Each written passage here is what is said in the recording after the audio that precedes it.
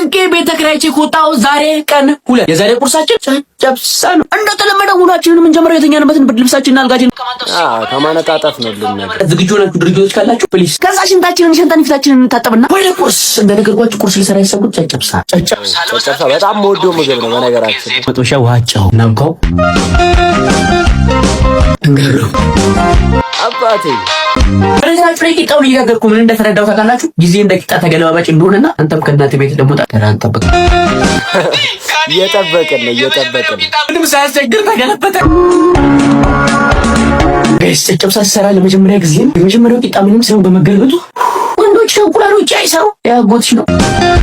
ጋይስ ቂጣዬ ሲደርስ ለምን አንድ ነገር አለኝላችሁ። የተለያዩ ሽቶዎች እኔ ጋር ታገኛለሽ። ይኸውልሽ ምናምን ላዛኛሽ ቢጥኛሽ ባይሆን ለባለው ስልክ ደውሉልኝ ሽቶ ከፈልጋ። ጋይስ አሁን እናንተ በሰሷለን ለቅሟል። ለቪዲዮ ነው በለኝ። ላይ ደፋም ትላለች እናቴ። እህል ባሳደገ ደመኛ ለቪዲዮ ነው በለኝ። በእግዚአብሔር እንዲሁ ነደፍቶ አይሆንም እንዴ። ዴይዋንን እንቁላል እንድንበላ የረዳን እግዚአብሔር ዴይቱንም ጨጨብሳ እንድንበላ ረድቶን ለዴይ ስሪ ያብቃን። አሜን።